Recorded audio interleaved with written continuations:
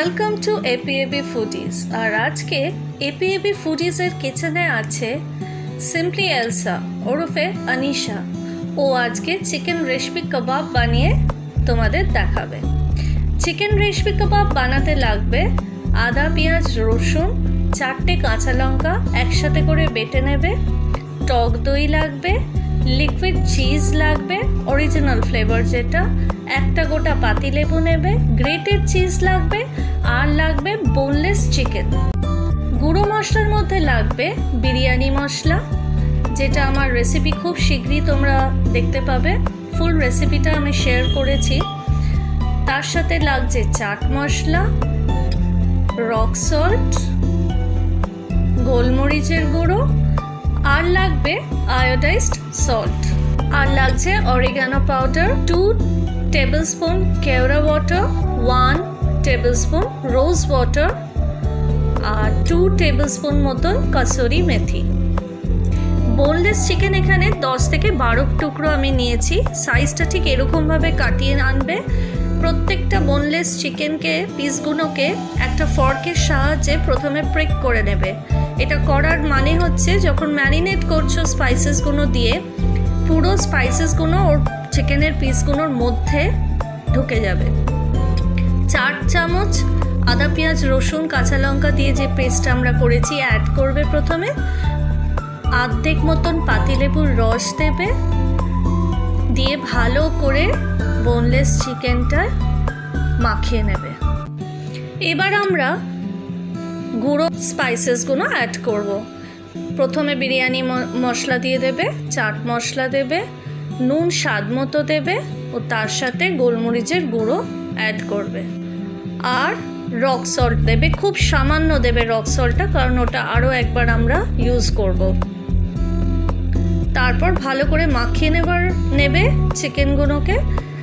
নিয়ে দইয়ের মধ্যে এখানে 100 গ্রাম টক দই লাগবে। যদি 10 থেকে 12 পিস তোমরা নাও চিকেনের, সেখানে 100 গ্রাম মতন টক দই লাগবে। তার মধ্যে একটু চাট মশলা দিয়ে ম্যারিনেটেড চিকেনটার মধ্যে দিয়ে দেবে, নিয়ে ভালো করে মাখিয়ে নেবে। তারপর অ্যাড করবে 2 টেবিলস্পুন কেওড়া ওয়াটার আর 1 টেবিলস্পুন রোজ ওয়াটার, নিয়ে ভালো করে আবার মিক্স করে নেবে। মিক্স করার পর অ্যাড করতে থাকবে লিকুইড চিজ। এখানে original flavour liquid cheese add করবে। আর চিজটা প্রথমে যদি রেফ্রিজারেট করে রাখা থাকে 1 থেকে 1.5 ঘন্টা রুম টেম্পারেচারে নিয়ে আসবে। তারপর চিকেনটার সাথে ম্যারিনেট করবে। তার সাথে অ্যাড করে দেবে grated cheese, 2 cube cheese use করলে তোমরা 2 নেবে, আর ফ্ল্যাট চিজ ইউজ করলেও 2ই নেবে। নিয়ে ভালো করে চিকেনের সাথে মাখিয়ে নেবে। মিক্সিংটা খুব ভালো করে করবে, প্রত্যেকটা মশলা যাতে ওর মধ্যে পিসগুলোর মধ্যে ঢুকে যায়। সবশেষে অ্যাড করবে একটু অরিগানো পাউডার। এখানে 1 টিস্পুন মতন অ্যাড করবে, 1 to 2 টিস্পুন অ্যাড করবে। তারপর কসুরি মেথি দেবে। কসুরি মেথি 2 টেবিলস্পুন নেবে। প্রথমে শুকনো খোলায় একটু নেড়ে নেবে, তারপর হাতে করে একটু গুঁড়োটা করে বোনলেস চিকেনের সাথে ম্যারিনেট করে নেবে। ম্যারিনেট করার পর রেফ্রিজারেট করে রাখবে 6 আওয়ার্স মতন। 2000 years later 6 ঘন্টা হয়ে গেলে চিকেনটাকে বার করে ফেলো। এবার একটা প্যান নেবে, এখানে 5 টেবিলস্পুন সানফ্লাওয়ার অয়েল ইউজ করবে, আর তার সাথে 1 টেবিলস্পুন বাটার ইউজ হবে। তেলটাকে আগে ভালো করে গরম করে নেবে, তারপর আঁচটা কমিয়ে নেবে, নিয়ে 1 টেবিলস্পুন বাটার অ্যাড করবে। বাটারটা যখন মেল্ট করে যাবে আস্তে আস্তে করে একটা করে ম্যারিনেটেড চিকেনগুলোকে অ্যাড করতে থাকবে অয়েলে। তারপর একটা ঢাকা দিয়ে কভার করবে।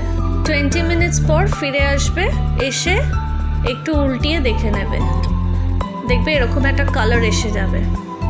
এবার একটা গ্রিলারের সাহায্যে প্রত্যেকটা চিকেনের পিসকে স্লোলি গ্রিল করবে, আর ওপর দিয়ে একটু বাটার ব্রাশ করে দেবে। এখানে আঁচটা বাড়িয়ে নেবে, হাই ফ্লেমে এটা হবে।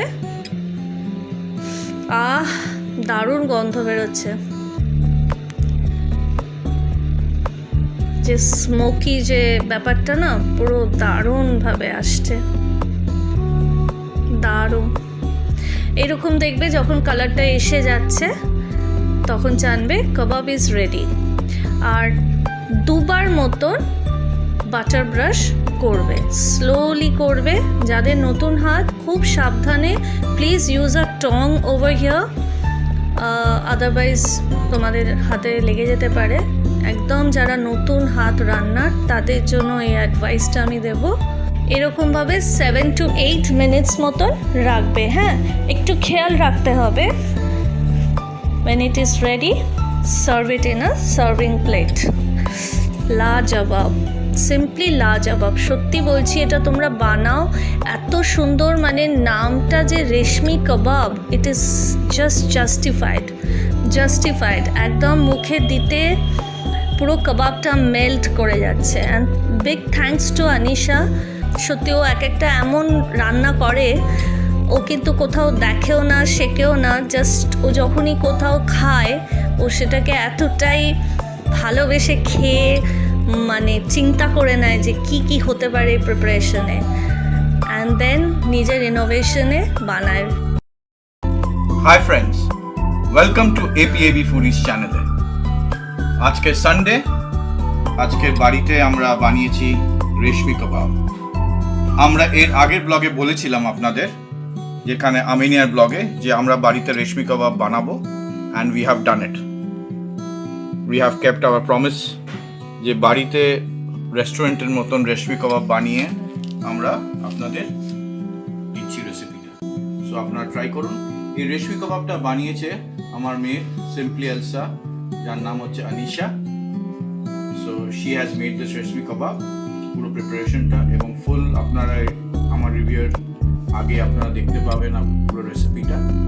সো আমরা রেশমি কাবাব খাই, কিন্তু আপনারা কি কখনো চিন্তা করেছেন যে রেশমি কাবাবের ওয়ার্ডটা কি মানে রেশমি কাবাব, কেন রেশমি কাবাব আসলো? তো reshmi means silky things, silky material. So এইটারও যে স্মুথ যে টেক্সচারটা আছে, তার জন্য এর নাম এসছে reshmi kebab, and it is a Mughal dish. So চলুন, আর কথা না, আমার মানে খিদে পেয়ে গেছে খুবই। So let's begin.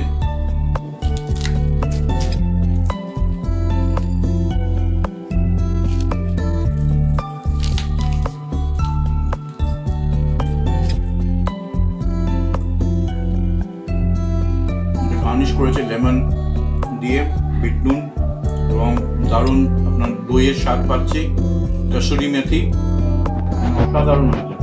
মানে এটা মাস্ট ট্রাই বলবো, যে বাড়িতে যে এত সুন্দর রেশমি কাবাব বানানো যায়, এটা আপনারা প্লিজ ট্রাই করুন, দারুণ হয়েছে।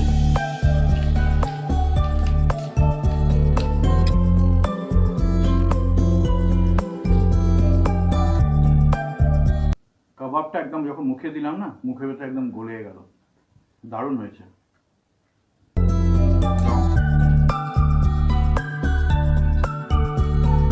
এটার মধ্যে একটা চিজের টেস্ট আসছে, ব্ল্যাক পেপারের। তো ইটস হোম মেড রেশমি কাবাব, আমাদের রেসিপিটা আমাদেরই। সো আপনারা ট্রাই করুন, খুব ভালো খেতে লাগছে, এবং সানডে একদম জমিয়ে দিয়েছে রেশমি কাবাব।